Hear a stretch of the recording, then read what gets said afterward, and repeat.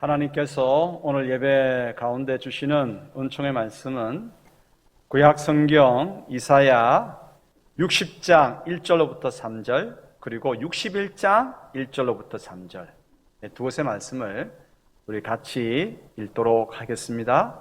이사야 61장 1절로부터 3절입니다. 일어나라, 빛을 발하라. 내 빛이 이르렀고 여호와의 영광이 내 위에 임하였음이니라. 보라, 어둠이 땅을 덮을 것이며 캄캄함이 만민을 가리려니와 오직 여호와께서 내 위에 임하실 것이며 그의 영광이 내 위에 나타나리니 나라들은 내 빛으로 왕들은 비치는 내 광명으로 나아오리라. 61장 1절로부터 3절입니다. 주 여호와의 영이 내게 내리셨으니 이는 여호와께서 내게 기름을 부으사 가난한 자에게 아름다운 소식을 전하게 하려 하심이라. 나를 보내사 마음이 상한 자를 고치며 포로된 자에게 자유를, 갇힌 자에게 노임을 선포하며 여호와의 은혜의 해와 우리 하나님의 보복의 날을 선포하여 모든 슬픈 자를 위로하되 무릇 시온에서 슬퍼하는 자에게 화관을 주어 그 죄를 대신하며 기쁨의 기름으로 그 슬픔을 대신하며 찬송의 옷으로 그 근심을 대신하시고 그들이 의의 나무 곧 여호와께서 심으신 그 영광을 나타낼 자라 일컬음을 받게 하려 하심이라. 아멘. 오늘은 우리가 자주 사용하는 하나님의 영광이라고 하는 주제에 대해서 살펴보기를 원합니다. 주님의 영광이라고 하는 말은 자주 쓰지만 막상 그것이 뭘 의미하는지 질문을 받으면 그 개념을 설명하기가 쉽지 않습니다. 그래서 한번 정리해 보기를 원합니다. 사실 하나님의 영광이라고 하는 주제는 굉장히 그 내용이 방대하죠. 그래서 전부를 넓게 깊게 이렇게 다룰 수는 없습니다. 30분 주어진 설교 시간 동안 핵심적인 내용을 한번 알차게 그래서 한번 배워보도록 그렇게 하십시다. 하나님의 영광의 개념을 정리해야 할 까닭이 있습니다. 왜냐하면 하나님의 영광은 우리로 하여금 하나님을 더욱더 알아가도록 하는 열성을 불러일으키기 때문입니다. 또한 하나님의 역사, 구원과 회복의 역사를 희망하게 만들고 그리고 하나님의 뜻을 실천하도록 결단하게 만들기 때문에 이 하나님의 영광이라고 하는 것은 참으로 중요합니다. 그럼 한번 먼저 질문해 보겠습니다. 하나님의 영광이 뭡니까? 뭔가 머릿속에서 그려지고 느낌은 오는데 설명하기가 쉽지는 않습니다. 그래서 정리해야 되고 잘못된 것들은 바로잡고 더욱더 주님을 알아가고 또 하나님의 역사를 기대하고 하나님의 뜻을 실천하기를 결단하는 오늘 이 시간이 되기를 소원합니다. 하나님의 영광을 딱 한 문장으로 압축해서 말한다고 하면 이렇습니다. 하나님의 영광은 하나님께서 자신을 우리에게 드러내실 때 사용하시는 물리적, 영적 현상입니다. 다시 한번.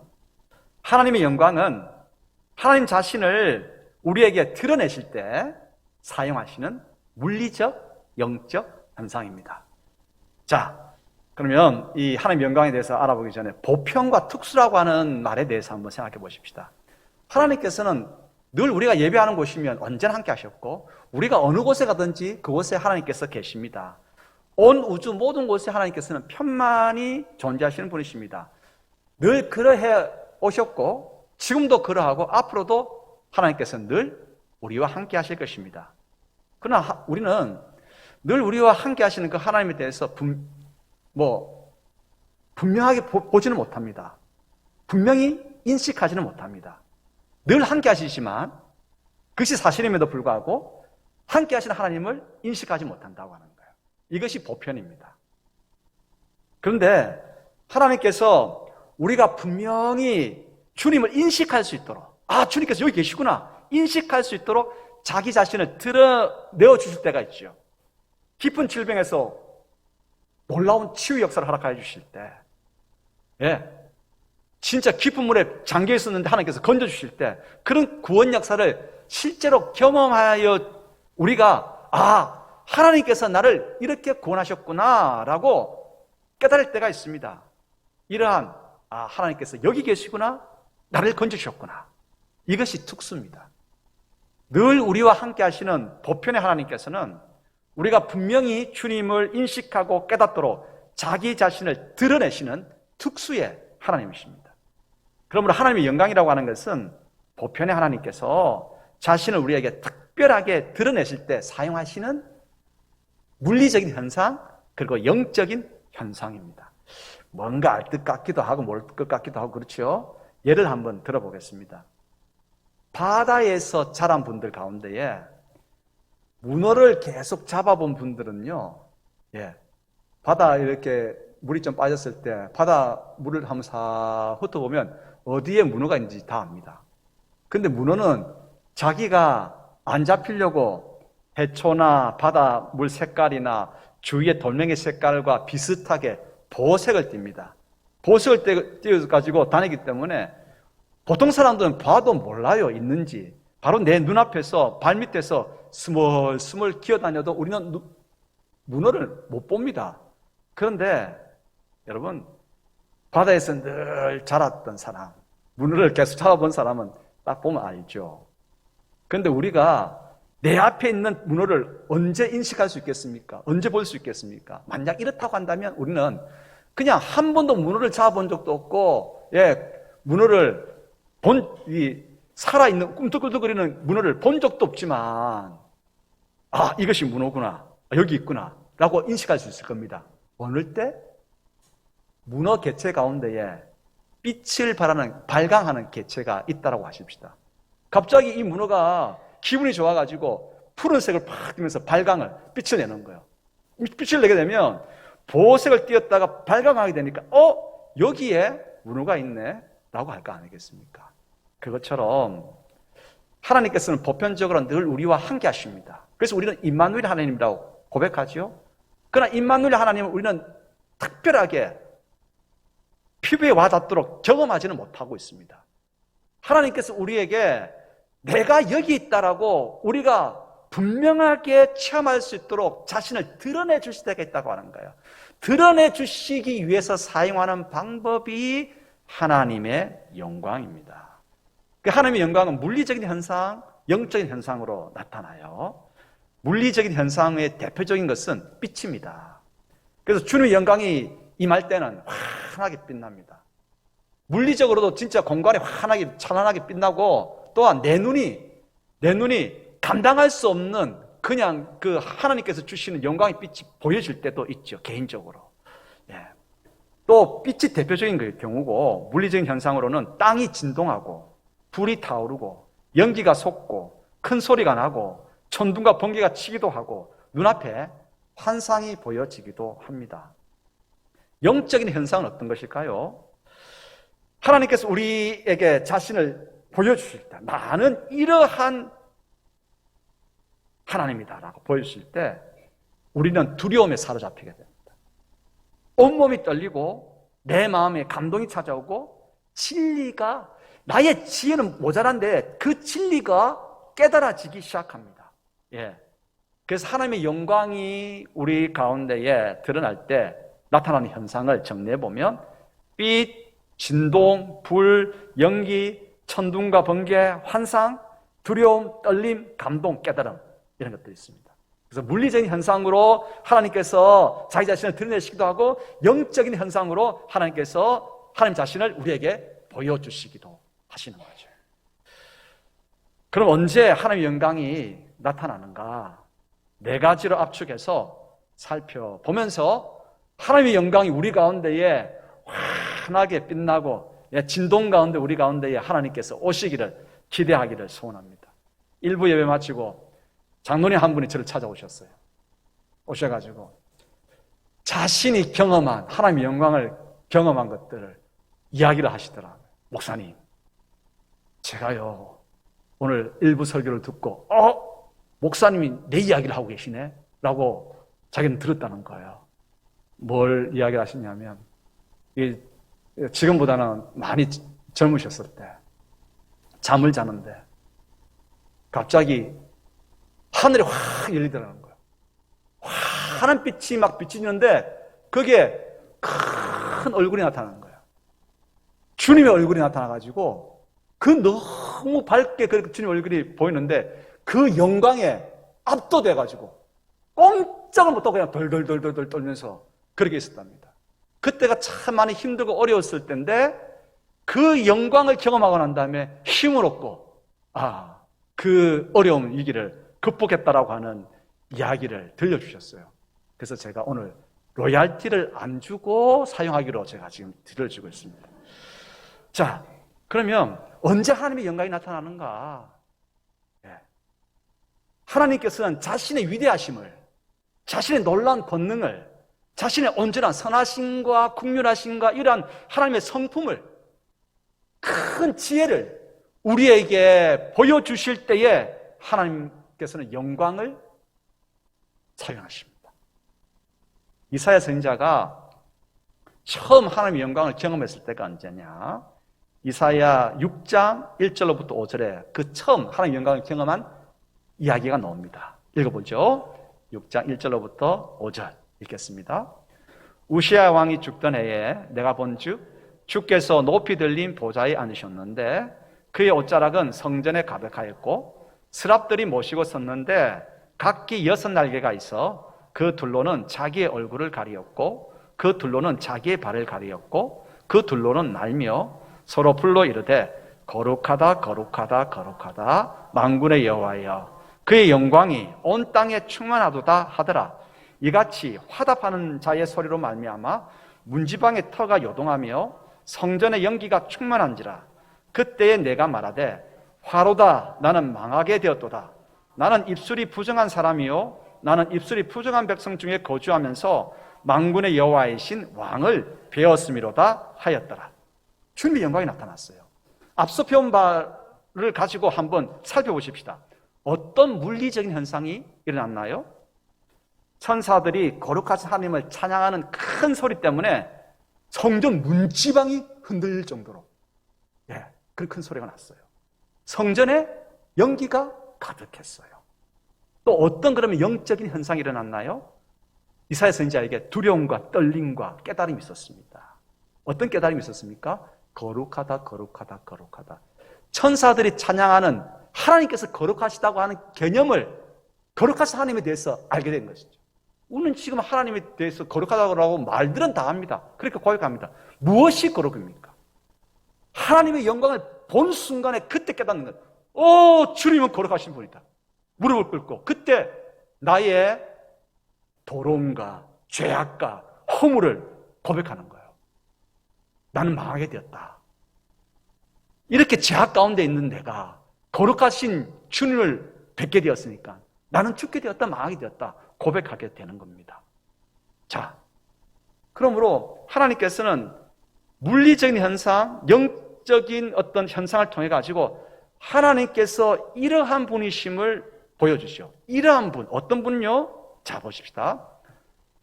거룩하신 하나님께서는 그의 영광이 온 땅에 충만한 것을 이사야 선지자가 보았지 않습니까?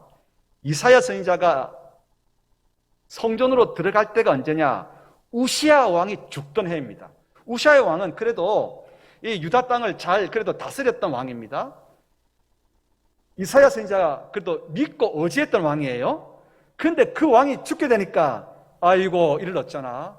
이제 바벨론의 군대가 쳐들어올 때 제대로 막아낼 그런 나라를 다스릴 왕이 없어지니까 두렵고 떨리는 거예요. 그런 두렵고 떨리는 가운데에 성전에 들어갔습니다. 그 당시 대부분의 선지자들, 백성들이 가지고 있는 하나님에 대한 개념은 무엇이었냐면 하나님의 성전에 계신다고 생각했습니다. 맞죠? 성전에 계시죠. 하나님은 이스라엘 땅에 거한다고 생각했습니다. 맞죠? 그런데 거기에 갇혀 있었던 거예요. 딱 성전에 들어가니까 두려운 가운데서 이제 포로 바벨론 땅에 잡혀갈 텐데 어떻게 그 바벨론 땅의 포로기를 살아낼 것인가 두려워하는데 성전에 딱 들어가니까 깨닫는 게 있는 겁니다. 온 땅에 여호와의 영광이 환하게 빛나는 것을 보게 된 겁니다. 그러면서 깨닫습니다. 어떤 진리를 배웁니까? 아하, 하나님께서는 유다 땅에서도 바빌론 땅에서도 내가 어떤 어려움을 겪는 바로 그 현장 가운데서도 하나님은 나의 하나님으로 온 땅에 편만에 계신 하나님이시구나라고 하는 진리를 깨닫게 되는 거예요. 그래서 하나님께서는 온 우주에 충만하신 하나님이라고 하는 사실을 드러내기 위해서 뭘 보여주신다고요? 이 영광이라고 하는 물리적인 현상, 그리고 영적인 현상을 우리에게 영광을 보여주심으로 그 진리를, 하나님이 어떤 분이신가를 깨달아 알게 하시는 것입니다. 그러므로 두렵고 떨린 가운데 있을 때에 우리가 구해야 될 기도 제목은 이것입니다. 하나님, 나에게 영광을, 하나님의 영광을 보여주시옵소서. 하나님의 영광이 우리 가운데 임하면 하나님이 어떤 분인가를 알게 되죠. 그러므로 하나님께서 온 땅에 편만에 계시고 나와 함께 계시고 이곳에도 어떤 어려운 가운데서도 함께 하시는 분이시기 때문에 두려워하지 않을 수 있습니다. 용기 백배할 수가 있는 것입니다. 그러므로 오늘 우리가 예배 시작부터 우리 장로님들이 주님의 영광 보기를 원합니다. 소망을 그렇게 하나님 앞에 구했는데 우리의 기도가 주님의 영광 보기를 원하는 기도로 바뀌어야 돼요. 예배를 드리면서 제일 먼저 주님, 오늘 이곳에 주님의 영광이 빛나기를 소원합니다 라고 기도해야 됩니다. 그러면 주님의 영광이 빛남으로 말미암아서 다양한 물리적인 현상, 영적인 현상을 통해서 우리는 하나님이 어떤 분이신가를 알 수 있어요. 하나님은 위대하십니다. 전능하십니다. 그 지혜가 놀랍습니다. 아무리 답답하고 애워싸움을, 우겨싸움을 당한다 할지라도 그 가운데서 전능하신 하나님을 알기 때문에 용기 백배하여서 차고 나갈 수가 있습니다. 하나님께서는 당신이 어떤 분이신가를 알려주시기 위해서 영광을 우리에게 보여주십니다. 두 번째로 하나님께서 영광의 하나님께서 우리에게 임하실 때에, 우리에게 자기 자신을 드러내실 때에, 계시하여 주실 때에 영광이 나타납니다. 이스라엘 백성이 출애굽하고 난 다음에 3개월 뒤에 시내산에 도착합니다. 시내산에서 하나님께로부터 십계명을 받게 되는데 이스라엘 백성들은 시내산 밑에 진을 치고 있고 모세가 올라가지요. 그때의 장면을 한번 읽어보십시다. 모세가 십계명을 받기 위해서 올라가는 그때의 하나님의 영광이 시내산 가운데 임했습니다. 자, 그러면 읽을 때에 어떤 물리적인 현상이 있었는지, 어떤 영적인 현상이 있는지를 한번 집중해서 같이 읽어보십시다. 출애굽기 19장 16절로부터 19절 읽습니다. 셋째 날 아침에 우레와 번개와 빽빽한 구름이 산 위에 있고 나팔 소리가 매우 크게 들리니 진중에 있는 모든 백성이 다 떨더라. 모세가 하나님을 맞으려고 백성을 거느리고 진에서 나오매 그들이 산 기슭에 서 있는데 시내산에 연기가 자욱하니 여호와께서 불 가운데서 거기 강림하심이라. 그 연기가 옹기가마 연기같이 떠오르고 온 산이 크게 진동하며 나팔 소리가 점점 커질 때에 모세가 말한즉 하나님이 음성으로 대답하시더라. 자, 하나님께서 지금 시내산 가운데에 임하시고 계신 것을 무엇으로 알 수 있습니까? 구름이 막 솟구치고 불이 나고 또 산이 막 요동치고 이러한 물리적인 현상이 있었습니다. 그리고 백성들 가운데에 두려움이, 떨림이 있게 되었죠. 지금 하나님께서 이곳에 임하시는구나. 그 영광을 보면서 하나님의 임하심, 임재를 경험하게 되는 것입니다. 예배 때마다 이러한 하나님의 영광이 있게 되기를 소원합니다. 동시적으로 우리가 하나님의 그 임재의 경험, 진동의 경험을 할 수도 있고요. 개인적으로 하나님께서 나타나 주시는 그 영광을 경험하기도 합니다. 여러분들 가운데 꼭 있어야 되고 사모하시고 바라고 기대해야 합니다. 그럴 때에 여러분 이제 출애굽했습니다. 애굽에서는 노예였지만 먹고 살아가는 데는 그래도 애굽에서 왕이 다 주니까 일하면 품삯으로 주니까 먹고 살 수 있었습니다. 이제 광야로 나왔습니다. 광야에서 어떻게 살 겁니까? 김기수 집사님, 광야에서 어떻게 살 겁니까? 걱정되지 않습니까? 이명숙 권사님, 어떻게 사실 겁니까?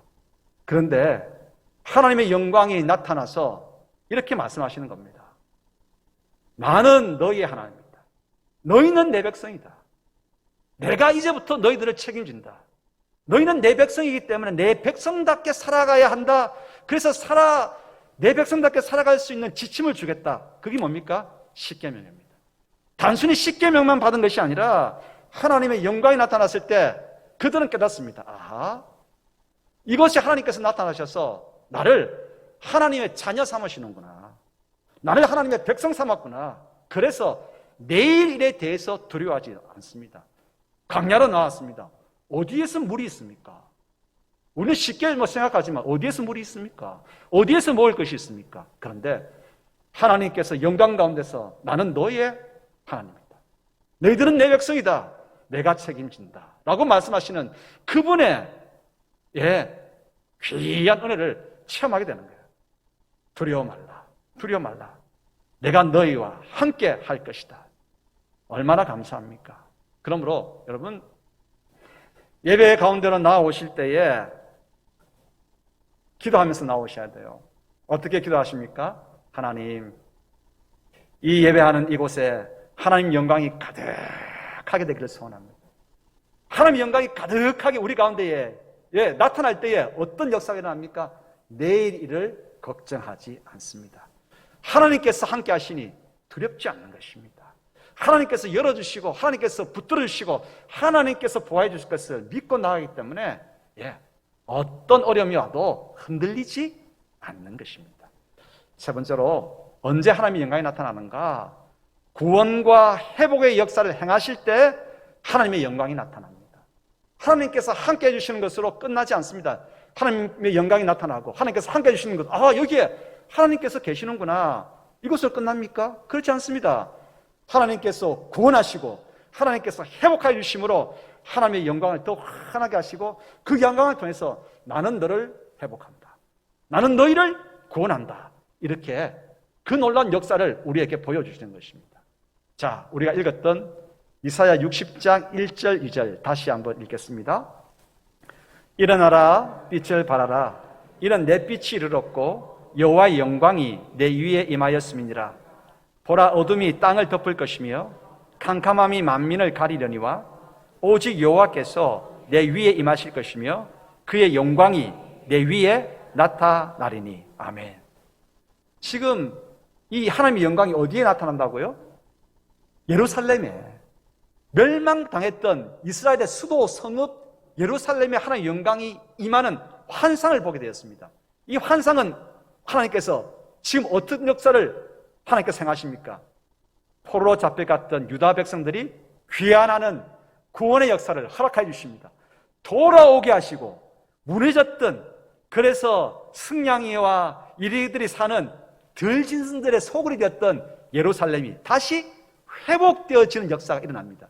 영광을 보여주심으로 이런 역사를 행할 것이다. 지금 행하고 계시는 것입니다. 그러므로 우리는 하나님의 영광을 구해야 됩니다. 기도할 때도 하나님 영광을 허락하여 주시옵소서. 영광을 보여주시옵소서. 영광을 경험할 수 있도록 도와주시옵소서. 그때에 하나님께서 구원과 회복의 역사를 허락하여 주십니다. 주님의 영광이 나타날 때. 자, 61장 1절로부터 3절 다시 한번 읽어보겠습니다. 주 여호와의 영이 내게 내리셨으니 이는 여호와께서 내게 기름을 부으사 가난한 자에게 아름다운 소식을 전하게 하려 하심이라. 나를 보내사 마음이 상한 자를 고치며 포로된 자에게 자유를, 갇힌 자에게 노임을 선포하며 여호와의 은혜의 해와 우리 하나님의 보복의 날을 선포하여 모든 슬픈 자를 위로하되 무릇 시온에서 슬퍼하는 자에게 화관을 주어 그 죄를 대신하며 기쁨의 기름으로 그 슬픔을 대신하며 찬송의 옷으로 그 근심을 대신하시고 그들이 의의 나무 곧 여호와께서 심으신 그 영광을 나타낼 자라 일컬음을 받게 하려 하십니다. 눈먼 자가 보게 되고 갇힌 자가 놓이게 되고 그리고 슬퍼하는 자가 기쁨을 얻게 되는 이 일들을 통해서 하나님께서는 이러한 놀라운 구원과 회복 역사를 일으켜 주심으로 하나님의 영광 보여주시는 겁니다. 하나님의 영광이 환하게 빛남으로 말미암아서 이러한 모든 회복의 역사가 있게 되는 것입니다.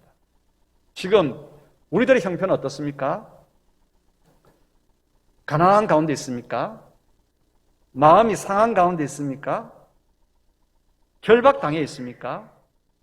이제 하나님의 영광이 임하게 되기를 소원합니다. 하나님의 영광이 임하게 되면 어려운 사업이 열려지게 됩니다.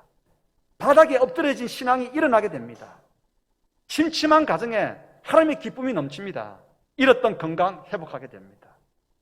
축복합니다.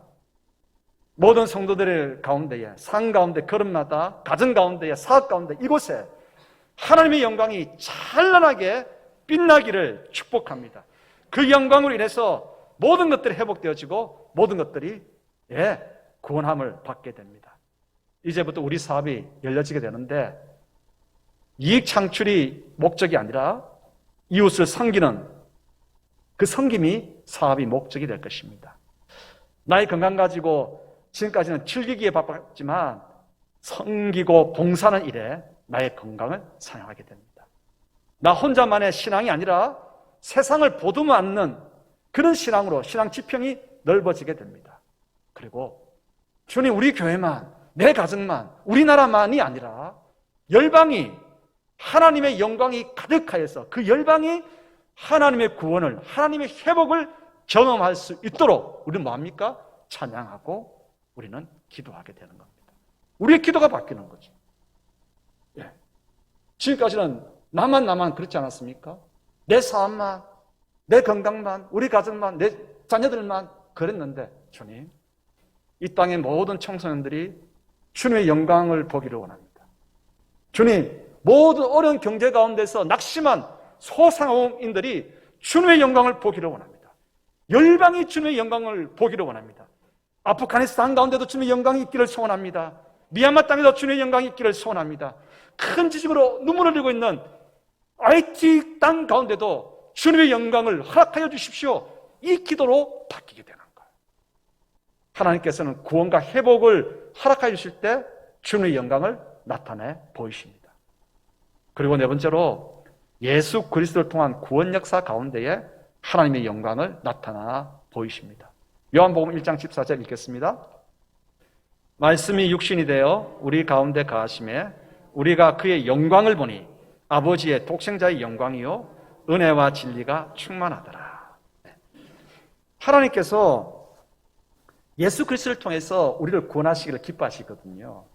그런데 성경을 딱 읽는 순간 개인적으로 성경을 읽든지 공동체적으로 예배드리면서 성경을 읽든지 오늘 주님에 대한 말씀을 딱 읽는데 내 마음이 감동이 되는 거예요. 내 마음이 떨리는 거예요. 갑자기 예수 그리스도께서 나를 위해서 얼마나 귀한 일을 행하셨는지 머리로 몸으로 온몸이 깨닫게 되는 거예요. 하나님의 영광이 임했지요. 하나님의 영광이 임하는 거예요.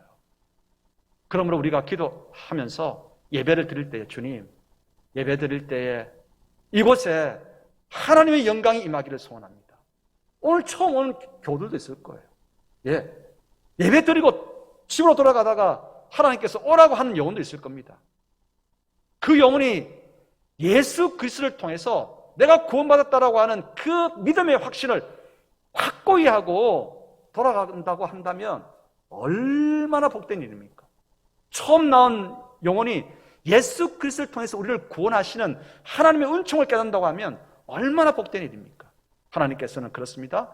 예수 그리스도를 통하여 구원하시는 그 일 가운데에 하나님의 영광을 환하게 비추어 주십니다.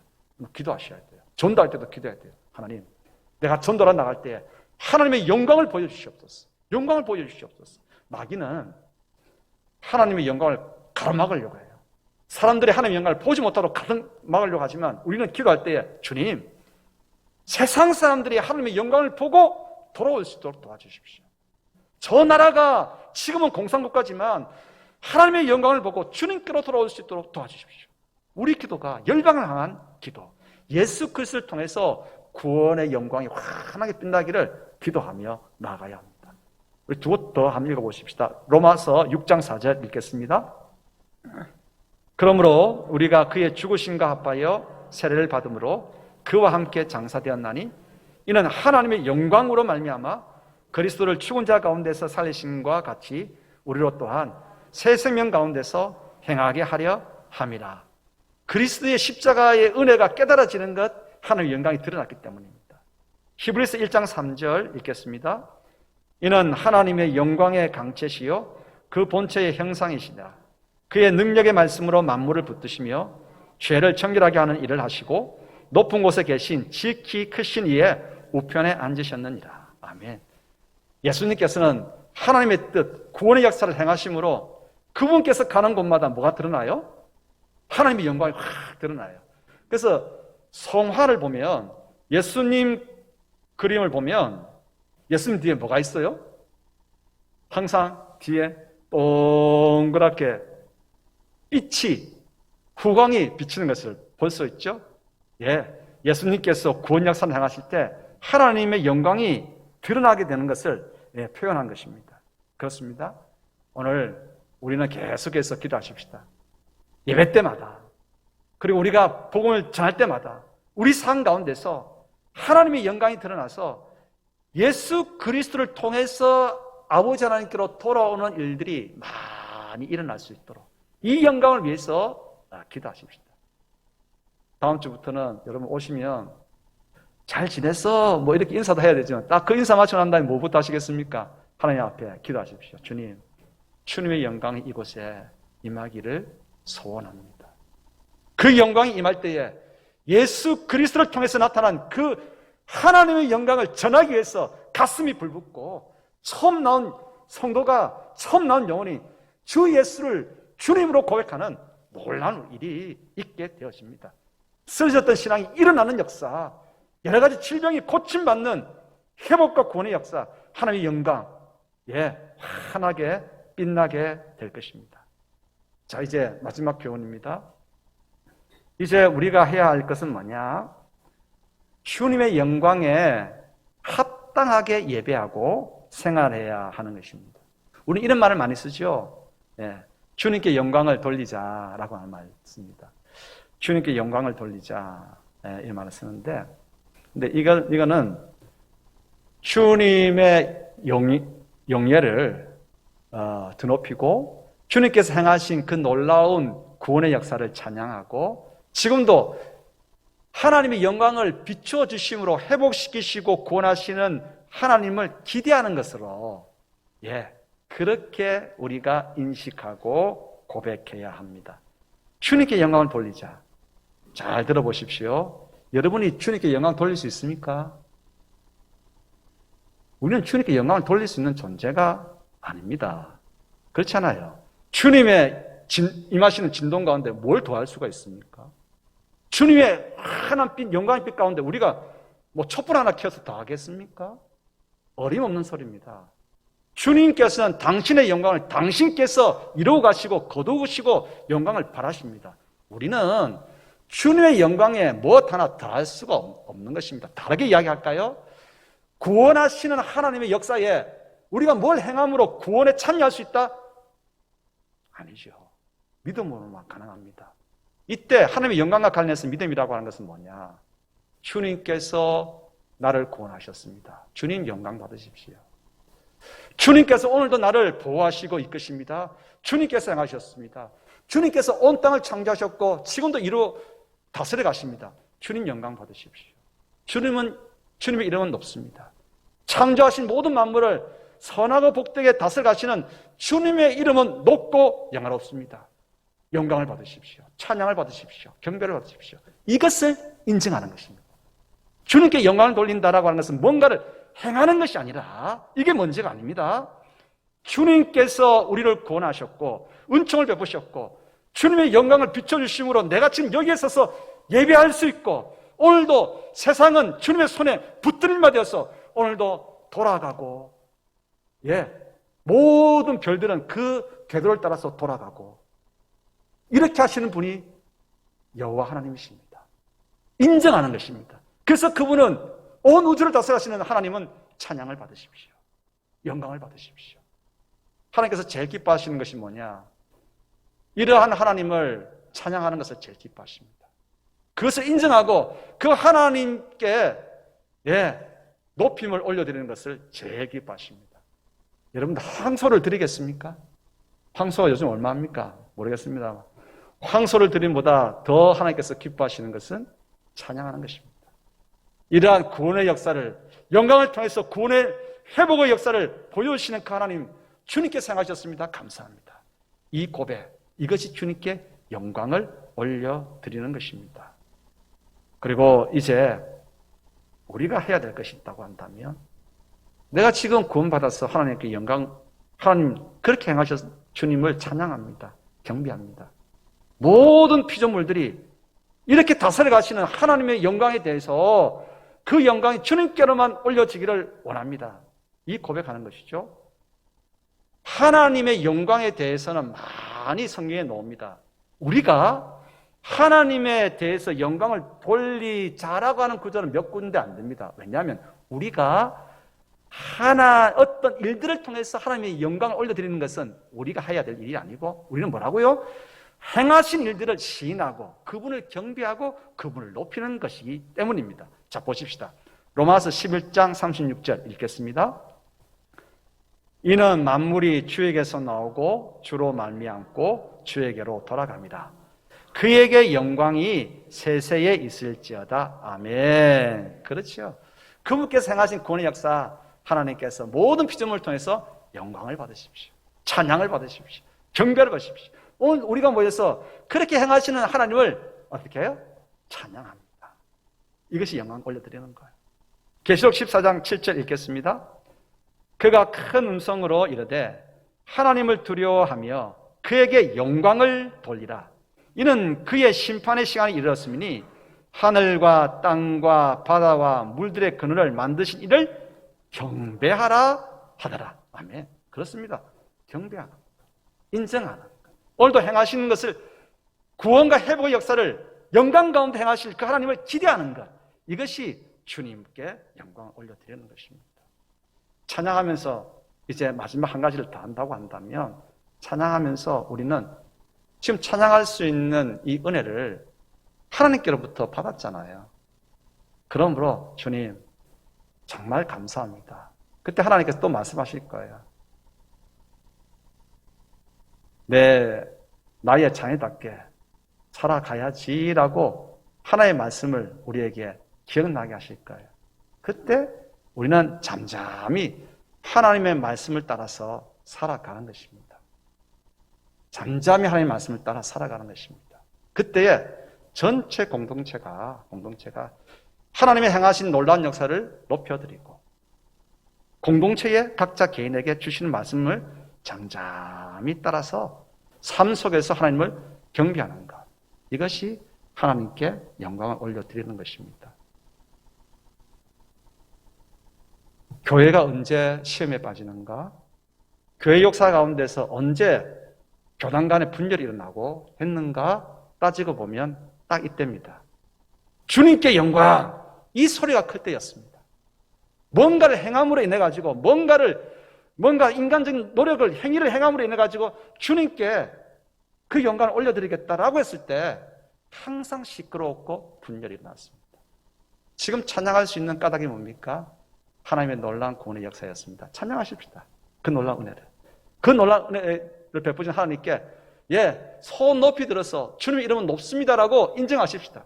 인정하고 또 오늘도 평화로 이끄실 하나님을 기대할 때에 하나님 영광 받으시고, 우리에게 그렇게 살라라고 말씀하시고 우리가 그렇게 살기를 다짐하면서 조용히 한 발짝 한 발짝 함께 서로 손잡고 그 일들을 행할 때에, 그렇습니다, 온 세상 열방이 하나님의 영광을 보게 될 것입니다.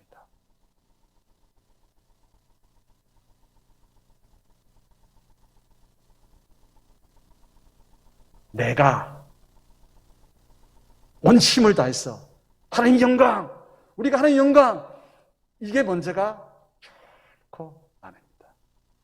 그러면 시끄러워집니다. 그러면 분열이 일어납니다. 다툼이 일어납니다. 주님께서 행하셨던 그 놀라운 영광 중에 행하셨던 구원의 역사를, 예수 그리스도를 통해서 보여주셨던 구속의 역사를 찬양하고 높이고, 오늘도 그분처럼 평화의 길을 뒤따라갈 수 있게 되기를 소원합니다. 기도하겠습니다. 아버지 하나님 감사합니다. 만물이 주님께로 창조하시고 통치하시는 그 놀라운 은총을 기뻐 감사하고 그 영광을 올려드릴 수 있기를 소원합니다. 우리 또한 그러하기를 소원합니다. 아버지 하나님, 주님을 경배합니다. 주님을 찬양합니다. 저희들의 찬양을 경배를 받아 주시옵소서. 오늘도 교우들의 삶 가운데에 막힌 사업의 문이 있습니까? 하나님의 영광을 보여주시옵소서. 질병에 있는 교우들이 있습니까? 하나님의 영광을 환하게 비추어 주시옵소서. 주님, 땅에 엎드려졌습니까? 하나님의 영광을 아버지 하며 강력한 불로 임하여 주시옵소서. 그때 회복되어지고 열려지고 살아나고 주님 일어서는 놀라운 역사가 있을 것입니다. 주님께 감사하고 그 아버지 하며 하나님의 역사를 기대하며 두 손 높이 들어 주님께서 행하셨습니다. 영광 받으시옵소서. 찬양하며 나아가는 저희 모두가 되게 도와주시기를 소원합니다. 아프가니스탄 가운데도, 미얀마 땅 가운데도, IT 땅 가운데도 하나님의 영광이 환하게 빛나서 그 땅이 구원받는 놀라운 역사를 허락하여 주시옵소서. 예수 그리스도 이름으로 기도드리옵나이다. 아멘.